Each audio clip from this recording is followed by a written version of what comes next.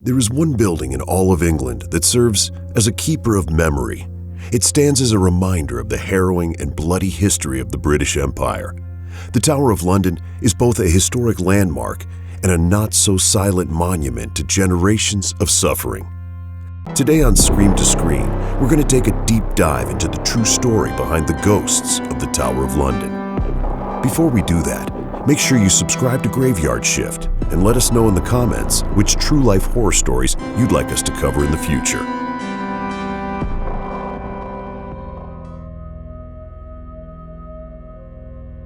The Tower of London is a major tourist attraction, a must-see destination for both English history buffs and casual travelers.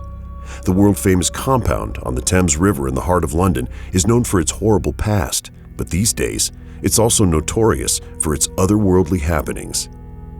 The original fortress and tower was built by William the Conqueror in roughly 1066. Walls, courtyards, and other structures were built in the years immediately following. The initial purpose of the tower was to scare off invaders and to keep local townsfolk in line. Think of it as a stern warning to anyone who would try to do harm to the crown and the ruling class. The tower holds a legendary and infamous place in English folklore. People love to spin tales about the tower's occupants, its history as a prison and torture chamber, and even its time functioning as a fully operational zoo. There are stories of ghostly sightings of princes, headless cadavers, and even bears that haunt the compound. Thomas Becket was a close personal friend of King Henry II. He was proclaimed Archbishop in 1161. However, the two men had a falling out when Becket sided with the Catholic Church against the king on whether the crown or the church should have jurisdiction over the members of the clergy. Friend or not, King Henry II just couldn't allow this challenge to his power and attempted to punish Becket, who fled to France. After living across the channel for a few years, 4 knights were able to track him down and murder him. Years later, when Henry's grandson, Henry III, erected an inner wall for the compound of the tower, workers reported Becket's ghost was spotted destroying the wall with a massive cross. This would happen repeatedly.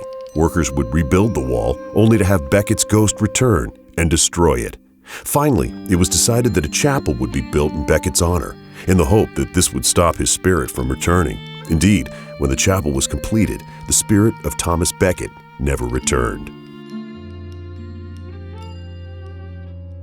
We move ahead more than 300 years to 1483, when King Edward IV died unexpectedly, leaving behind his sons Richard and Edward V to inherit the crown.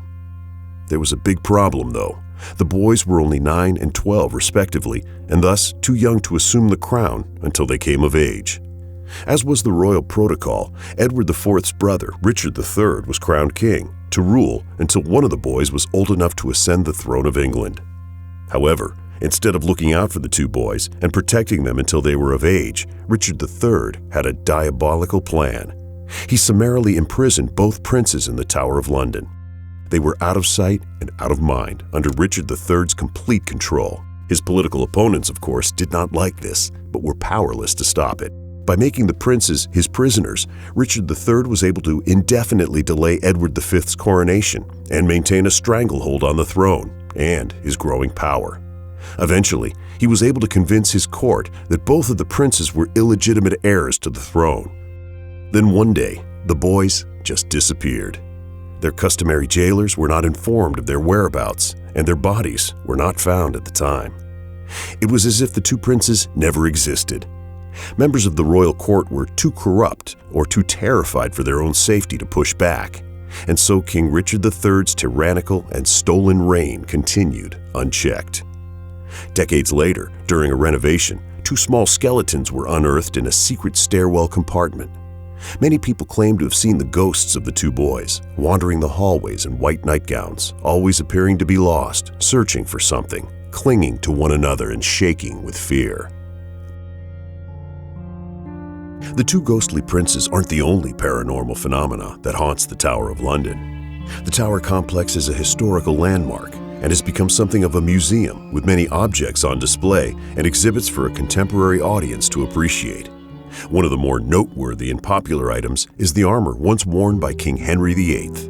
Not only is the king's suit of armor a fascinating artifact from a time of knights and kings, war and conquest, but it actually belonged to and was worn by a king. A brutal king, known to have had people executed on a whim. To top it all off, King Henry VIII's suit of armor is thought to be haunted.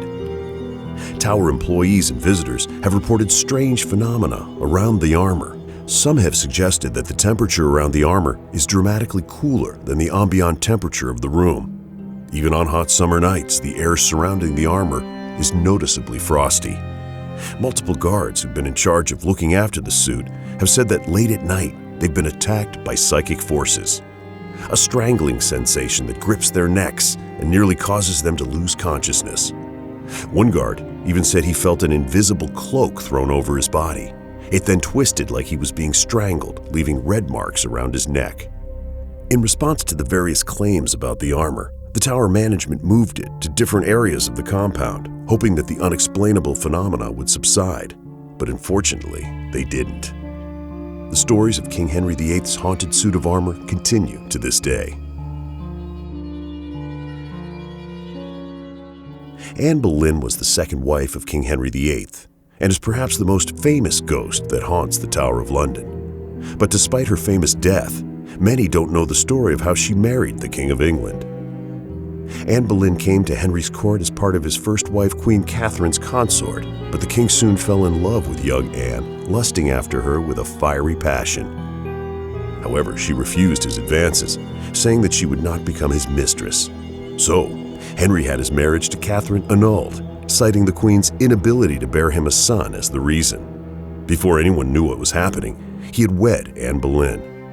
Unfortunately for Anne, their marriage was doomed to be short-lived. The king turned on Boleyn for betraying him and committing treasonous acts. He then had her arrested on made-up charges of adultery. She was imprisoned in the Tower, and not long after, beheaded. Her execution took place at the chapel of St. Peter ad Vincula, where her body was buried. But Anne Boleyn's ghost has been seen haunting nearly every area of the Tower of London. She is frequently seen walking on the greens late at night, holding her head by her side. Margaret Pole's son Reginald struck the wrong accord with King Henry VIII and ended up very much on the wrong side of the king's wrath. In fear for his life, Reginald fled England. However, his mother, Margaret Pole, the 8th Countess of Salisbury, didn't get out of England in time. The king sentenced her to a beheading, but when she came face to face with the executioner and his axe, she refused to kneel. The crowd that had gathered to witness her beheading began to murmur and jeer, setting the executioner on edge. And when he swung his axe, he missed Margaret Pole's neck and planted the blade deep into her shoulder. It was not a clean, swift death. As much in shock as she was in pain, Margaret Pole darted away, running around the Tower of London's courtyard screaming and gushing blood. She eventually was put out of her misery, but the images of that desperate, bloody day live on in the British consciousness. Many people have claimed to have witnessed her ghost reenacting her horrible demise, screaming out for help, calling to us all from the great beyond. During the 1550s, a battle raged for the literal soul of England. It was a civil war over religious doctrine, with warring factions attempting to make the country either Protestant or Catholic.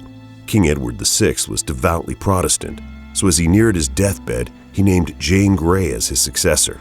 She too was a devout Protestant. However, soon after Grey was coronated, 9 days to be precise, Mary Tudor, Edward's sister, staked her claim to the throne. Mary Tudor's claim was successful, and Lady Grey and her husband were summarily imprisoned in the Tower of London. They were soon executed to ensure that they would never have a chance to seek revenge.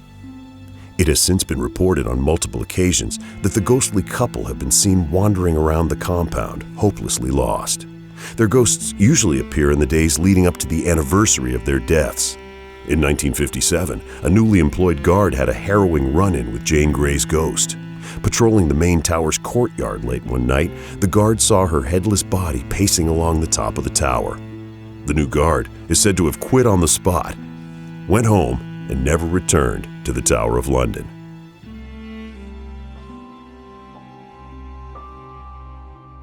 "1605 was a rough year in England.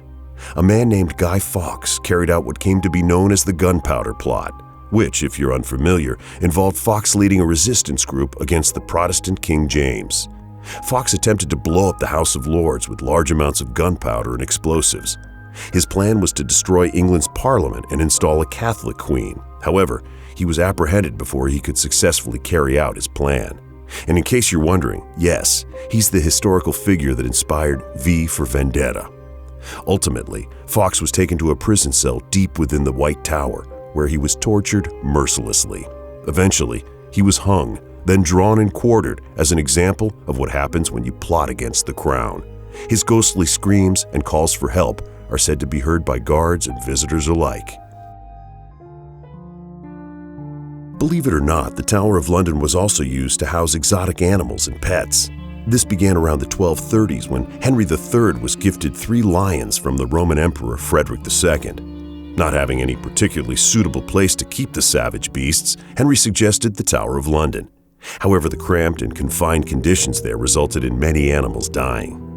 But that didn't stop multiple generations of kings and queens from storing and housing their big game there. Tigers, elephants, and bears were housed in the tower. It was even transformed into a fully functional zoo for an extended period of time. However, due to the deaths of multiple zookeepers, guards, and visitors, the attraction was shuttered in 1835. But the other stories in this episode, the tragedies and horrible conditions that befell the poor animals at the Tower of London, have spawned ghost stories. One guard, patrolling late at night, claims he was trampled by a stampeding herd of ghostly horses with glowing red eyes. People walking by the tower at dusk have claimed to hear lions roaring to this very day. Another guard claimed that a shadowy form chased him up a staircase and into an office where he locked the door. The form squeezed itself under the door and into the room and then transformed itself into a massive black bear. The guard attempted to stab the bear with his bayonet, to no effect. The blade, he said, just slid right through the bear's body. The sheer terror of the ghostly attack was too much for his body to handle. His heart gave out and he passed away a few days later. The Tower of London is one of those rare historical landmarks and cultural touchstones that has a long, recorded history and a notorious mystique. Its brutal and bloody past is certainly filled with horrifying events, and that begs some questions. Are all these paranormal sightings and unexplainable phenomena humanity's way of grappling with the untold cruelty that occurred at the tower? Or did all that pain, suffering, and fear over the centuries make the Tower of London a kind of portal to the hereafter? You may just have to see for yourself. So, what do you think? Is the Tower of London actually haunted? Or is it just a place where a lot of bad things happened? Let us know in the comments below if you have the courage. And don't forget, like, share, and subscribe for more videos from The Graveyard Shift.